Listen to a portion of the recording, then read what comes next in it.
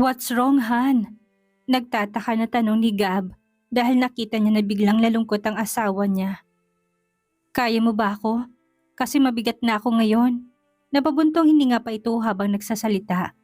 Of course, honey. Sagot naman ni Gab sa asawa niya. Kahit nga nakangiti si Gab sa kanya ay nagdadalawang isip pa rin siya. Kaya naman umpo na lang siya sa kama nila. Nahihiya siya at naiinis sa sarili niya. Han, bulong ng asawa niya sa kanyang tenga. I love you. Malambing na sabi ni Gab sa kanya. I love you too, Han. Pagod na ako. Pabulong na sabi ni Olivia sa kanyang asawa. Sleep now, honey. Malambing na bulong ni Gab at hinalikan niya sa noo ang asawa niya. Hinayaan niya itong matulog sa ibabaw niya. Nang masigurado niya na malalim ng tulog nito, ay bumangon na siya para puntahan ang anak nila sa baba. Busy ito sa paglalaro. Kaya naman lumapit siya dito at hinalikan niya ito sa noo. How is my baby boy? Malambing na tanong niya sa anak niya. Dada, sambit nito. Are you good? Tanong pa niya sa anak niya.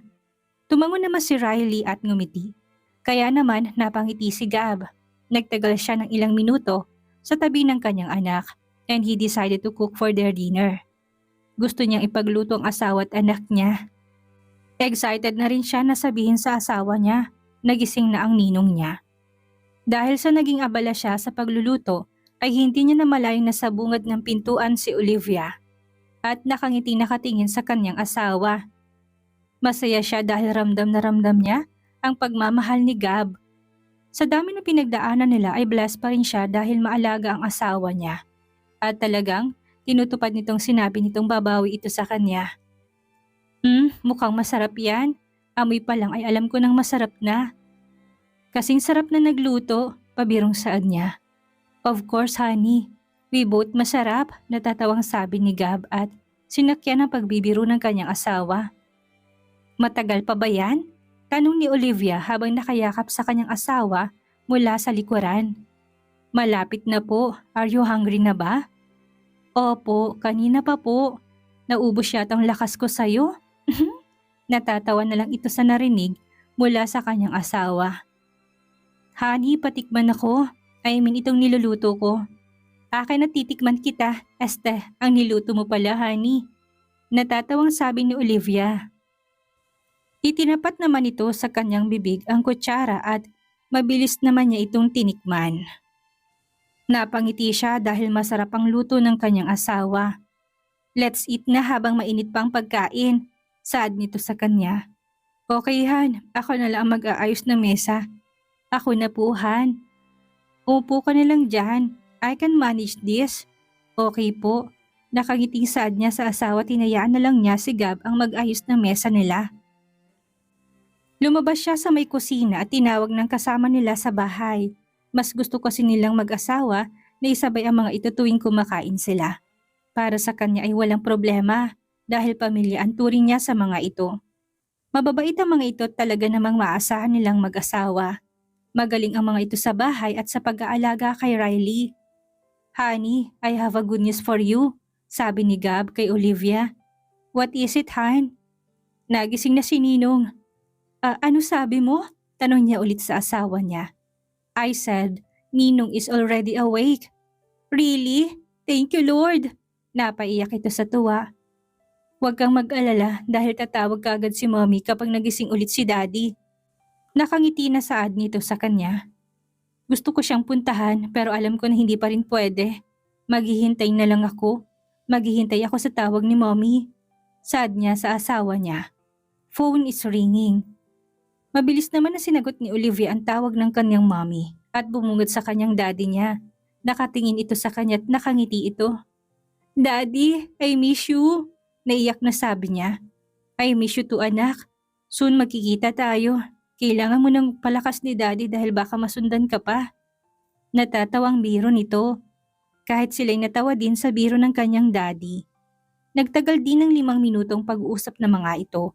Hindi pwedeng mapagod ang daddy niya kaya naman kailangan itong magpahinga. Sila naman itinapos na ang hapunan. Nang matapos na sila ay umakyat na sila sa kanilang silid para magpahinga. Ngayon ay tulog na ang kanilang anak at nakasandal naman silang dalawa sa headboard ng kama nila. Kakatapos lang nila sa isang mainit na tagpo. Hinaplos ni Gab ang tiyan ng kanyang asawa. Ilang buwan na lang ay lalabas ng anak niya. Hinihiling niya na sana ay naging maayos ng lahat para matupad na rin niya ang matagal na niyang plano. Naging maayos ang lahat. Nakalabas na sa ospital ang daddy ni Olivia. Mas minabuti ng daddy niya na sa kanila na lang muna tumira para hindi siya mag-alala. At mas pabor naman ito sa kanya.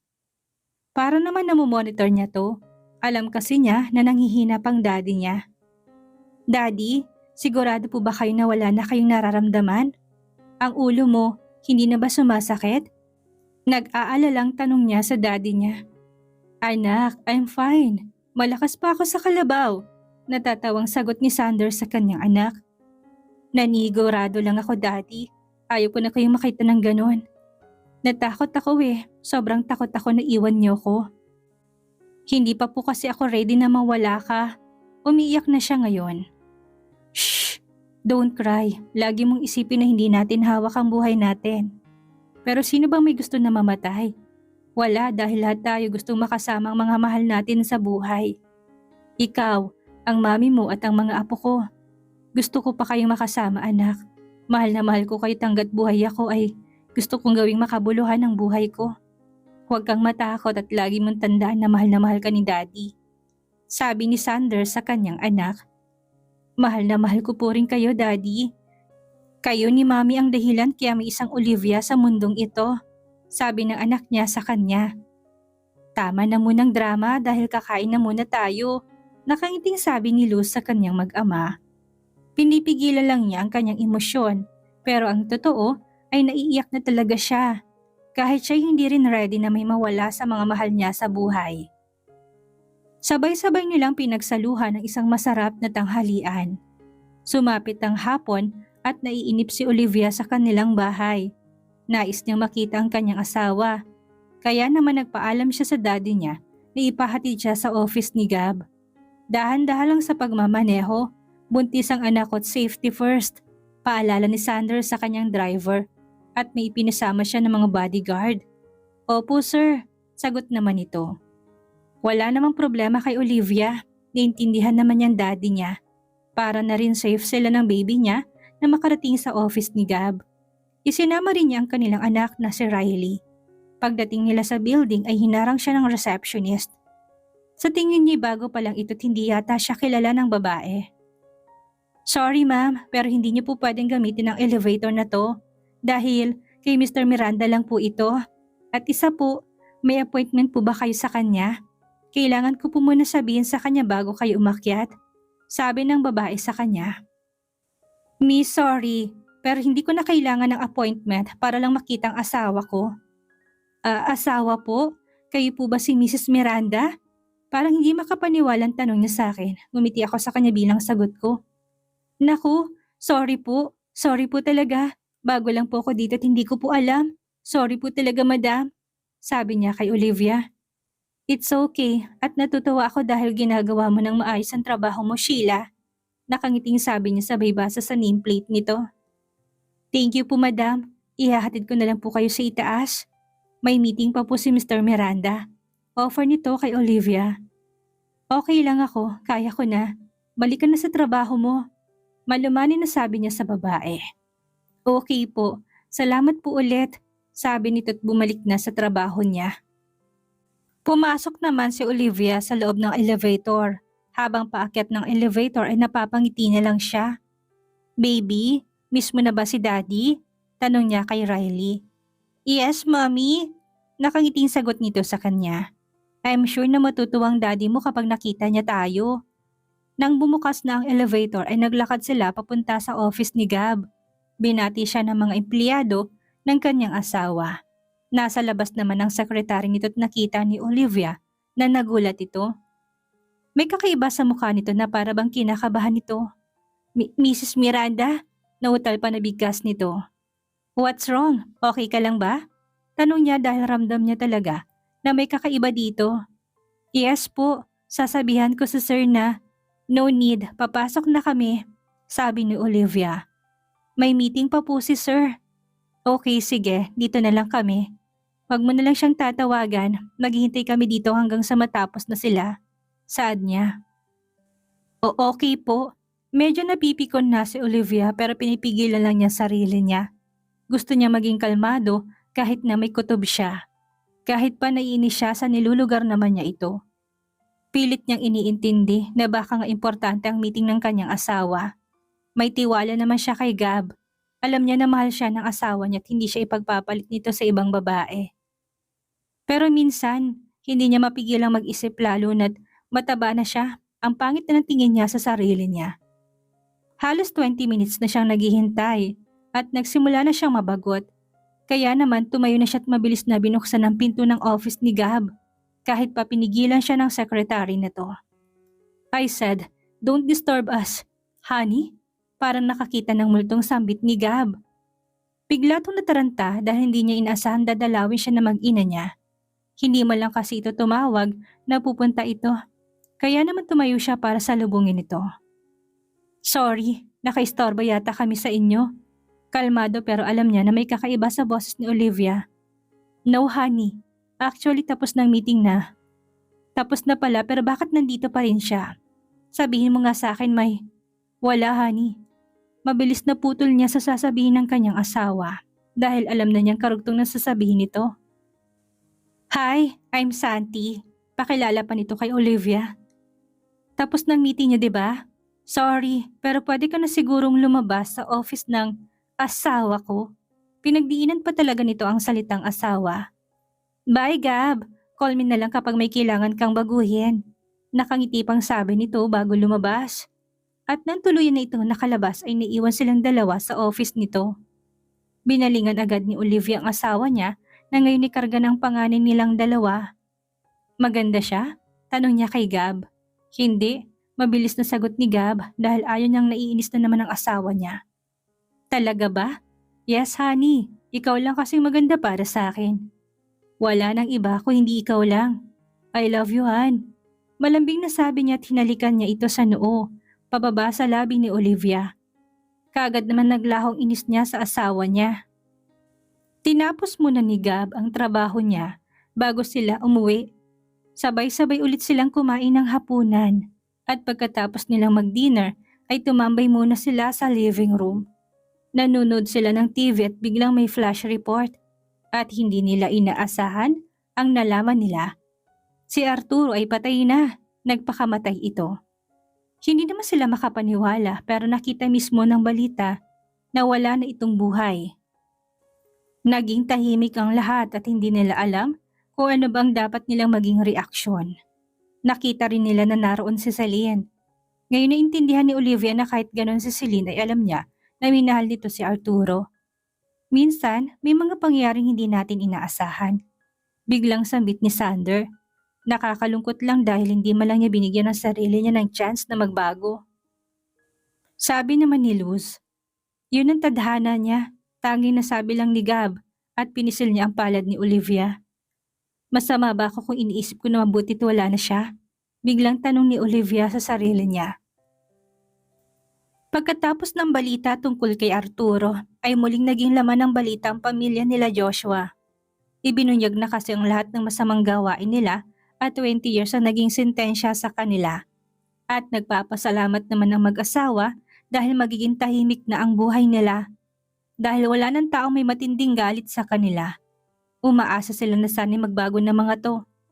Mabilis na lumipas ang mga araw at hindi man lang nila namalayan na kabuanan na pala ni Olivia. Mami, manganganak na po yata ako." Saad ni Olivia sa kanyang inang si Luz. "Okay anak, pumunta na tayo sa ospital. Doon na natin papuntahin si Gab." Sabi nito sa kanya.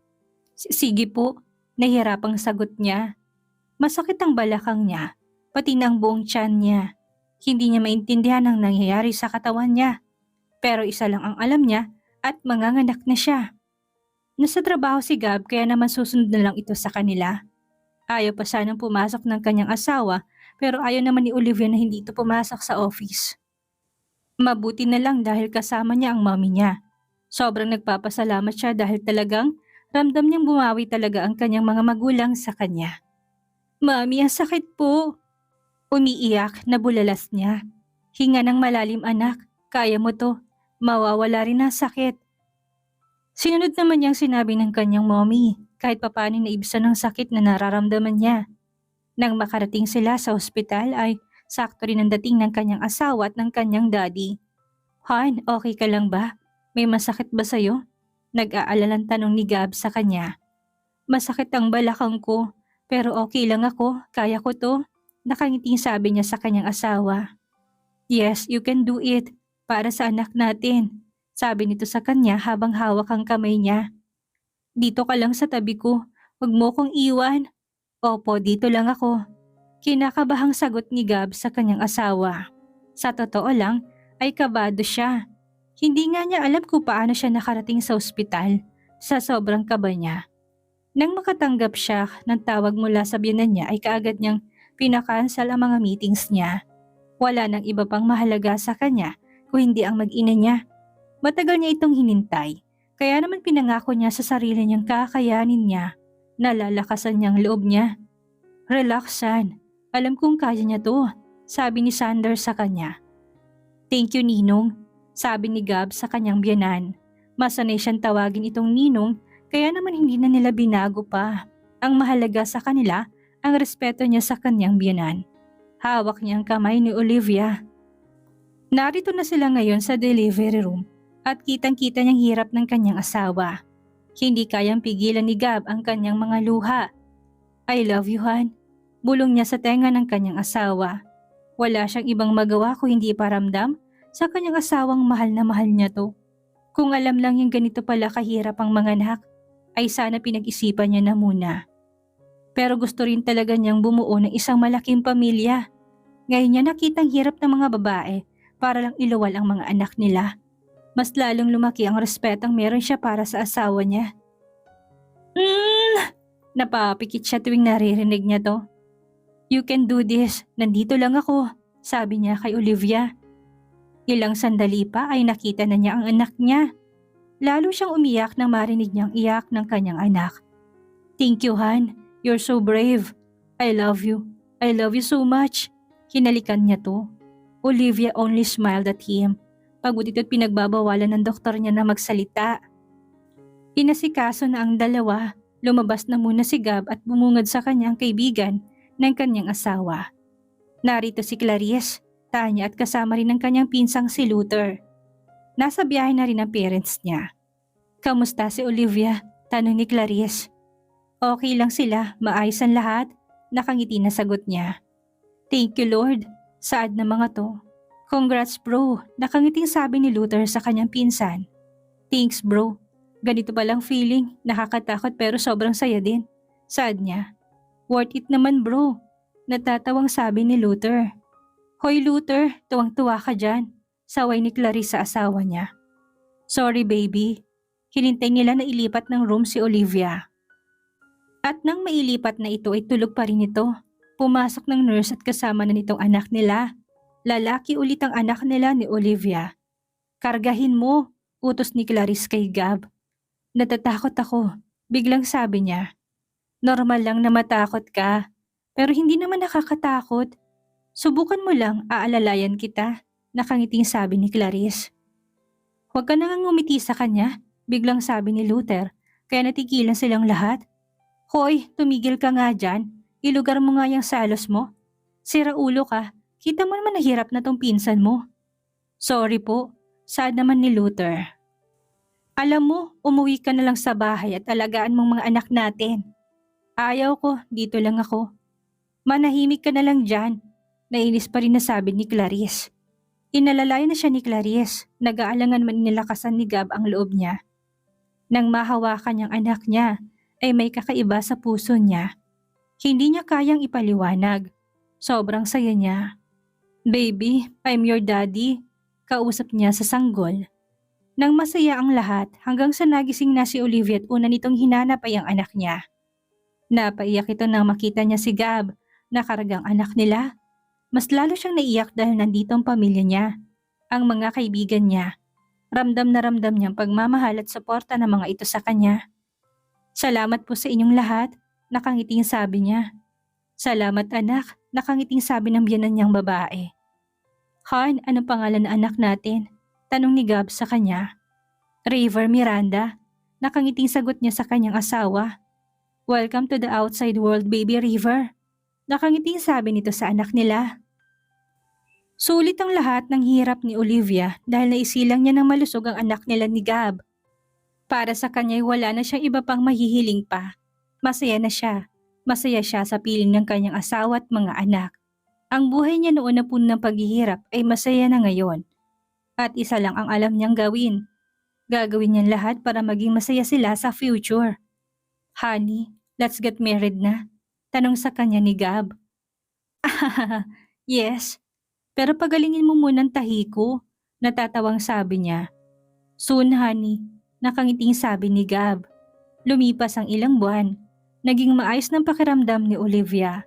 Malakas na siya kaya naman dinaos na nila ang binyag ng kanilang anak. Simple lang ang naging celebration. Malalapit lang na kaibigan ng imbitado. Thank you for fulfilling my dreams, Han. I love you, sabi ni Gab sa kanya. I love you too, Gab. Malambing na sabi ni Olivia sa kanyang asawa. Niyakap siya nito tinalikan sa labi. Masaya, kontento at may pagmamahalan niya na meron ka sa kanilang dalawa ngayon. At yan ang aalagaan nila para sa kanilang future. Nagising ako dahil sa ingay na naririnig ko at bumungad sa akin ang hindi pamilyar na muka. Kaya naman, bumangon na ako. Good morning, Sisi. Nakangiting mukha ni Clarice ang bumungad sa akin. Good morning, bati ko rin sa kanya. Shower ka na? Utos niya sa akin. Bakit at sino mga kasama natin? Tanong ko sa kanya. Glam team sila. Silang mag-aayos sa atin. Sagot sa akin ni Clarice kaya naman nagtataka na ako. Glam team? Kunot noon na tanong ko sa kanya. Kasal ngayon ni Tanya, siya na nag-adjust para sa'yo. Alam niya kasi napagod ka kahapon sa binyag ni baby. Sagot niya sa akin. Bakit ngayon ko lang nalaman na ikakasal siya? Nagtataka na naman na tanong ko. Busy ka kasi kaya ganon. Pero handa naman ang lahat. White and pink ang team kaya naman handa ng damit mo. Okay sige, maliligo lang ako. Sabi ko sa kanya at pumasok na ako sa loob ng banyo. Nalilito man ay mas pinili ko na lang na hindi na magtanong. Nakakahiya naman kung paghihintayin ko sila dahil sinadya na nila ako dito sa bahay. Mabilis ang ligo lang ang ginawa ko. Hindi naman ako nagtagal dito sa banyo. Paglabas ko inaasar pa ako ni Clarice. Ang bilis mo namang maligo. Naghilod ka ba? Baka mamaya may libag ka pa. Natatawang tanong niya sa akin. Kahit na may libag ako at kahit nga hindi ako maligo, mahal pa ako ng asawa ko. Pabiro na sagot ko sa kanya. Sana all na lang ako nito, sabi niya sa akin. Don't me, kasi patay na patay naman sa'yo si Lutiri mo. Pangasar ko sa kanya. Tama na nga, baka mahuli pa tayo sa kasal, sabi niya sa akin. Natawa na lang ako sa kanya. Lumapit sa akin ang makeup artist at nagsimula na siya. Si Clarice naman inayusan rin ng iba pa. May mga videographer din dito. Gusto talaga siguro ni Tanya na maging maayos ang lahat. Gusto niya na makuna ng mga ganito. Kahit ako'y gusto ko rin i-document ang lahat ng mahalaga at malalapit sa akin. Kasi naging malaking parte sila ng buhay ko. Nang matapos na kaming ayusan, ay pinasuot sa akin ang white dress at pink dress naman ng kay Clarice. Napangiti ako dahil ang ganda ng motif nila. Nagtataka lang ako dahil bakit nila pinipiringan si Clarice. Anong kalokohan to? Tanong ko sa kanya. Sumunod ka na lang, sabi sa akin ni Clarice. Ayan na naman siya, nagiging masungit na naman siya. Wala naman akong nagawa kung hindi sumunod sa kanila. Ang dami talaga nilang alam sa gimmick nilang ito. Inalalayan nila ako hanggang sa nakasakay na kami sa sasakyan. Habang nasa biyahe ay kinakausap pa rin ako ni Clarice hanggang sa makarating na kami sa sinasabi niya sa venue. Clarice, bakit parang bumigat ang gown ko? Tanong ko sa kanya. Wait lang, ayusin ko. Sabi niya sa akin at inalis niya ang piring ko sa mga mata. Anong ibig sabihin nito? Tanong ko sa kanya. Hindi ko alam kung nananaginip ba ako ngayon. Nakatayo ako dito sa suot ng isang magandang wedding dress. At sa unahan ay ang lalaking mahal ko. Nakangiti siya sa akin. Ang buong paligid ay punong-puno ng magagandang bulaklak. Habang nakatayo ako'y tumingin ako sa kaibigan ko. Congratulations, Sisi! Umiiyak na bati sa akin ni Clarice. Hindi ba ako nananaginip? Tanong ko sa kanya. Hindi, today is your big day. Sagot niya sa akin. Thank you, Clarice, sabi ko sa kanya. We're so happy for you. Umiyak na sabi niya. Niyakap nila akong tatlo. Tama ng drama at baka masirang makeup ng bride, sabi ni Bart. Salamat sa inyo sisters forever, sabi ko sa kanila. Sisters forever, nakangiting sabi nila sa akin. Ako na lang ngayon na nakatayo dito. Nagsimula akong maglakad papunta kay Gab. Pinipigilan kong luha ko. Ayaw kong humagulhol, pero parang hindi ko kaya. Sobrang sorpresa ako sa ginawa niya. Hindi ko inaasahan na ganito ang gagawin niya para sa akin. Pinilit kong ihakbang ang mga paa ko, makarating lang ako sa kanya. Nakangiti sa akin ang mga magulang ko. Sinalubong nila ako. Hinalikan ako ni Mommy sa pisngi at sa noo ko naman si Daddy humalik. I'm so happy for you, anak. Umiyak na sabi sa akin ni Mommy. Thank you po, mahal ko po kayong dalawa, sabi ko sa kanila. Mahal na mahal ka namin anak, sabi sa akin ni Daddy.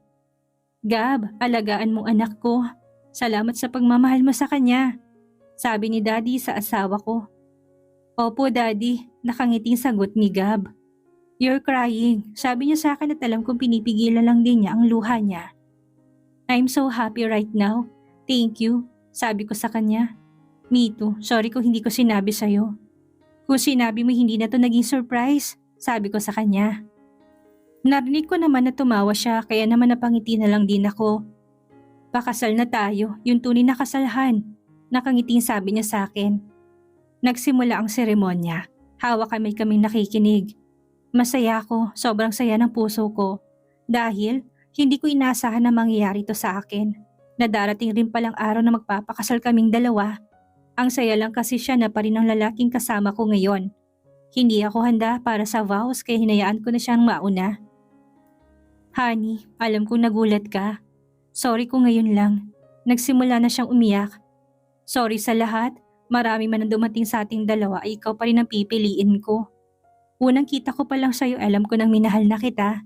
Kung babalik man tayo sa nakaraan, ay hindi ako magdadalawang isip na pakasalan ka. Lasing man tayo o hindi. Mahal na mahal kita at handa akong gawin ng kahit na ano para sa'yo. May mga panahon man na hindi tayo okay. Nagkakatampuhan, nag-aaway pero isa lang ang sigurado ako. Ako pa rin ang magiging kakampi mo. Hindi man perfect ang pagsasama nating dalawa, pero pipiliin kita araw-araw. Itaboy mo man ako, sasahigo sa labas mo man ako patulugin. Ay okay lang bastang mahalaga, mahal mo ko. Sobrang nagpapasalamat ako sa Panginoon. Dahil hindi niya ako hinayaang mawala ka sa akin. Dahil pumayag siya na makasama ka pa namin. Olivia Miranda, mahal na mahal kita. Ngayon, bukas at habang buhay. Umiiyak kaming dalawa, ganun din ang pamilya at kaibigan namin. Honey, may mga panahon na akala ko wala ng pag-asa. Na akala ko habang buhay na ako mahihirapan. Pero dumating ka at sinalba mo ko. Ikaw ang nagbago sa buhay ko. Minahal mo ko at inalagaan. Maraming oras na nakaramdam ako ng takot. Pero dahil kasama kita, naging madali ang lahat sa akin dahil nasa tabi kita. Salamat sa pagmamahal mo sa akin, sa patuloy na pagkapit sa kamay ko. Lagi ka nandyan para sa akin. Kaya minsan tinatanong ko sarili ko, kung ano bang ginawa ko para ikaw ang ibigay sa akin. Maraming nangyari sa ating dalawa. Pero talagang ikaw ang tinidhana para sa akin. Salamat dahil hindi ka sumuko noong mga panahon na parang wala ng pag-asa. Salamat sa lahat, honey. Alam kong mahirap ang lahat ng yun para sa'yo. Pinatunayan mo sa akin kung gaano mo ko kamahal. Kaya pinapangako ko rin sa'yo na mamahalin kita araw-araw. Napipiliin kita araw-araw at habang buhay. Marami nang dumating na pagsubok at lahat ng yun kinaya nating dalawa. At alam ko na marami pa tayong kakayanin ng magkasama. Masaya ako ng crush kong naging asawa ko at handa akong makasama ka sa bawat pagsikat at paglubog ng araw. Ikaw at ang mga anak natin. Mahal na mahal kita, Gabriel Miranda. Masaganang luha ang bumuhos mula sa mga mata ko. Napangiti kaming dalawa sa isa't isa kahit pa umiiyak kami. Saksi ang lahat na nandito sa pagmamahalan naming dalawa. I love you so much. Panabay naming sambit. Nagpatuloy ang kasal hanggang sa sinabi na ni Father ang, "You may now kiss your bride. I love you, Mrs. Miranda." Sabi niya sa akin at mabilis na hinilikan ang labi ko. Pinagsaluhan namin ng pinakamasarap at puno ng pagmamahal na halik sa buong buhay namin. Hindi pa tapos ang laro dahil ang larong meron tayong dalaway habang buhay. Sabi sa akin ni Gab. Nakahanda ako, mahal kong asawa, at isang mainit na halik ang muli naming pinagsaluhan. Dito na po nagtatapos ang kwentong pag-ibig ni Olivia at Gabriel. Maraming salamat po sa lahat ng sumuporta at sumubaybay. Muli magkita-kita po tayo sa susunod pa nating mga istorya.